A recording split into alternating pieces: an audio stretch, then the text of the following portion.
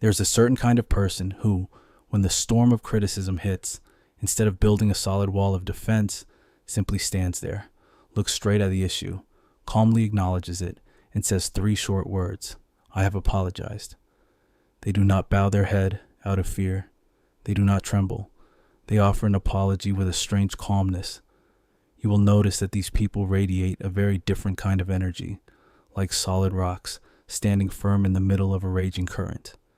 And if you've ever wondered how some people can courageously take responsibility even when the fault isn't that great, the answer is more interesting than you might think. They do not live in complete identification with their immediate emotions. When angry, they know they are angry. When hurt, they remain aware of the pain, but instead of letting emotions take the wheel, they step back one pace to observe. What am I reacting to? Am I contributing to making the situation worse?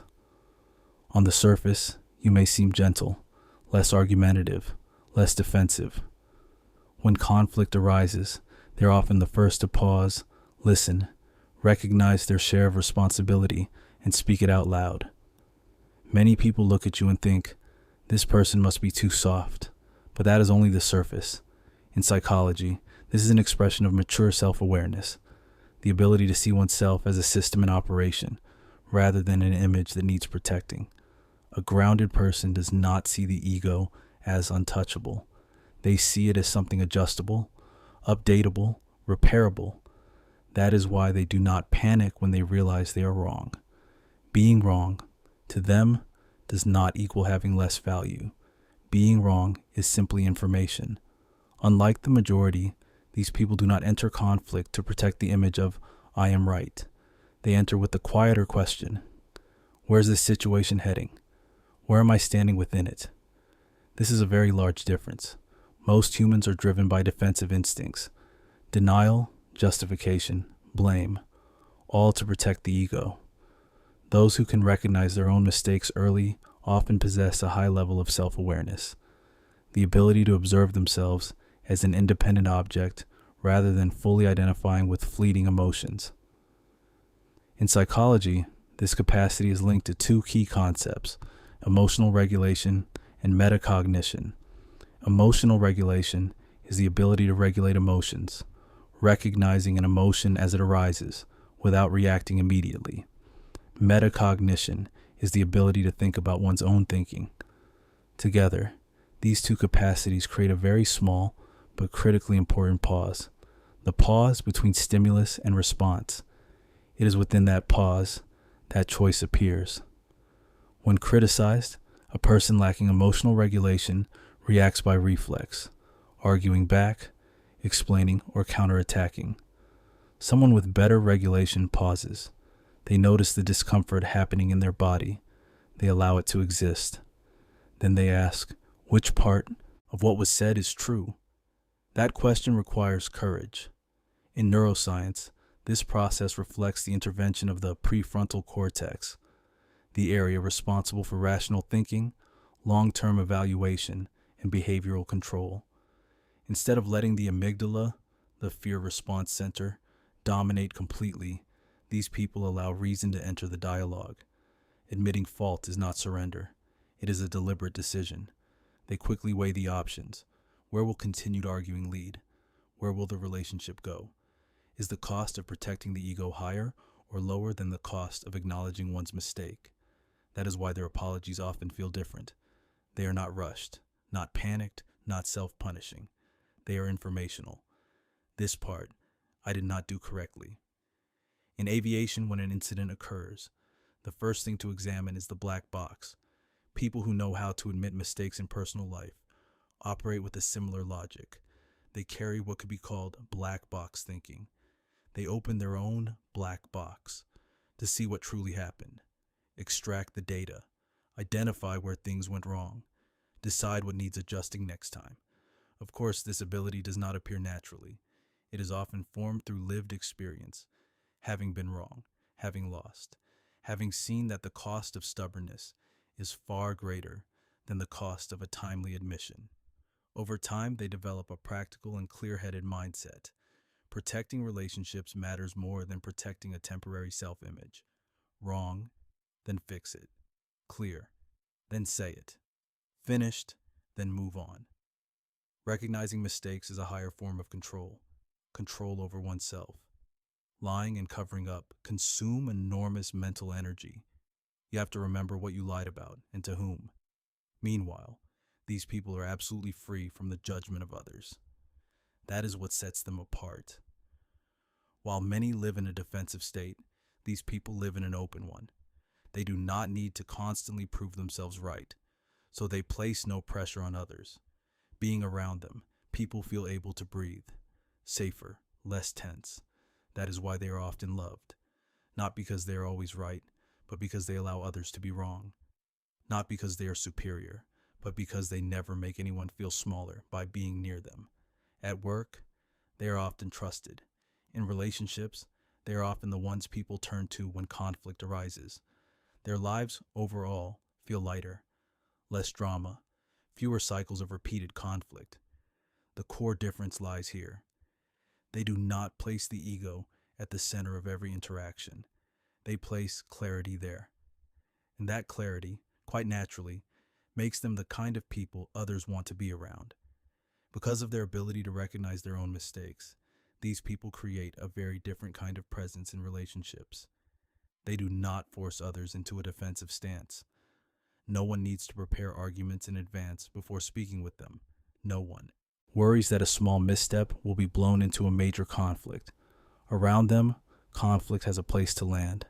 This becomes even clearer when contrasted with people who always need to be right.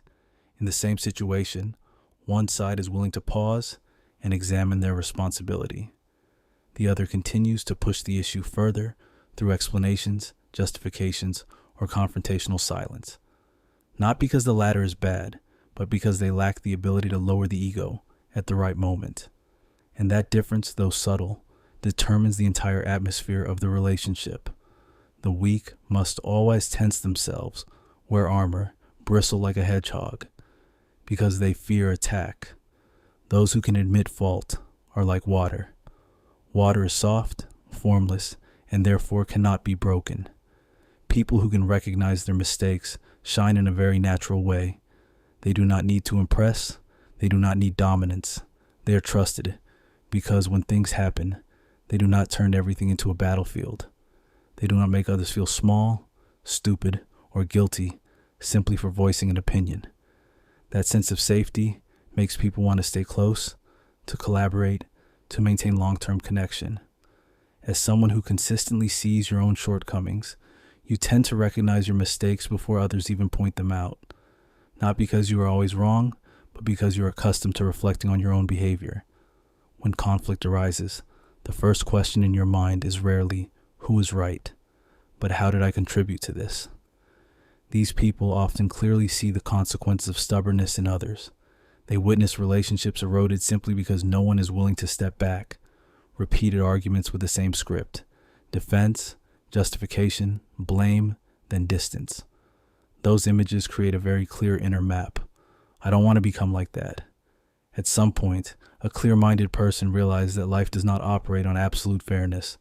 There are situations where no one intentionally did wrong, yet someone still has to step forward and take on the difficult part for things to move forward. And when they try doing that, not to take the blame, but to resolve, they see the results clearly.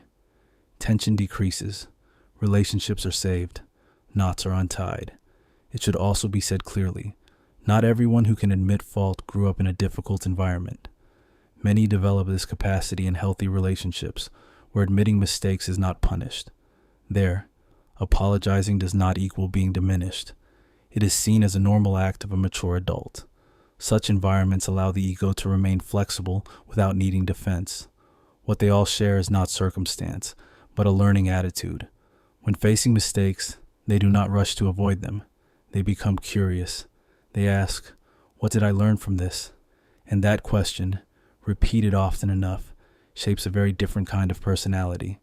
A clear sign of someone who can recognize their mistakes is that they are no longer obsessed with being acknowledged as right. When others do not understand you, you may feel uncomfortable. but you do not feel the need to force understanding at all costs. You explain when necessary, and you let go when it is not worth it. That choice comes from not using others' agreement to measure your own worth. People who recognize their own faults do not live as those who are always apologizing. They live as people who have far fewer consequences to clean up. In conflict, you do not let things drag on, not because you rush to smooth things over, but because you recognize very early the moment when things begin to slip. When emotion just starts to tighten, you pause. When words cross a boundary, you immediately see your responsibility. Because of that, many conflicts are resolved while still small, before they turn into deep wounds. In personal relationships, you are easy to be with. Around you, others do not need to prepare arguments in advance. They do not need to tense themselves to prove anything. If there is misunderstanding, it is identified immediately. If there is a mistake, it is corrected early. That clarity prevents resentment from accumulating. When tension arises, they do not need to win. They choose to protect the relationship from long-term damage. That choice does not come from weakness, but from long-term vision. Around them, people feel safe. Safety does not mean being indulged, but not having to defend oneself, not having to weigh every word, not having to prepare arguments to protect oneself in case of error.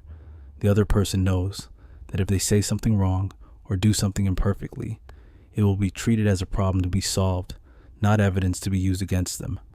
That feeling makes people open up more easily. In social psychology, psychological safety is the foundation of all lasting connections. Those who can admit their mistakes unintentionally create that environment. Because when you are willing to acknowledge your own faults, you send a very clear signal.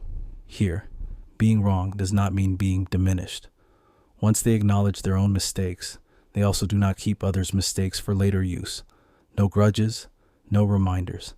That creates a sense of genuine forgiveness, not conditional tolerance. There's an ancient Japanese philosophy, kintsugi, the art of repairing with gold, a precious ceramic bowl. One careless moment, it slips from the hand and hits the stone floor. A dry, sharp sound, shattered. Our habitual reaction is to hide it or throw it away. That is also how many people deal with their own mistakes. Hide them, blur them, glue them back together with silence, with roundabout explanations, with a fragile appearance of completeness. The spirit of kintsugi chooses another path. Instead of discarding the broken bowl, the artisan repairs each fragment with tree resin mixed with gold powder. The cracks are kept, highlighted. They become shimmering golden veins running across the bowl's surface. The old version no longer exists. The bowl enters a new form, deeper, stronger, with its own story. Just like those who dare to face their mistakes directly. When they say, "I was wrong," and accept the fault, that admission is molten gold. No denial, no concealment. Facing it directly and correcting it. The beauty they carry is the beauty of lived experience, of those who have collided with reality, been wrong, corrected themselves, and no longer need to pretend. Life is not a race to be spotless. In their eyes, life is a journey of accumulating wise scars. Sometimes, what has been broken and healed becomes the strongest part. The world is wide enough for many different ways of being. It does not require anyone to shrink themselves to fit a safe mold. Kindness, when mature, always comes with boundaries, like a beautiful flower that still needs thorns to avoid being picked indiscriminately. You do not need to apologize simply for existing, for breathing, for taking up space in this life. Stand straight, lift your head, and live fully in your rightful place.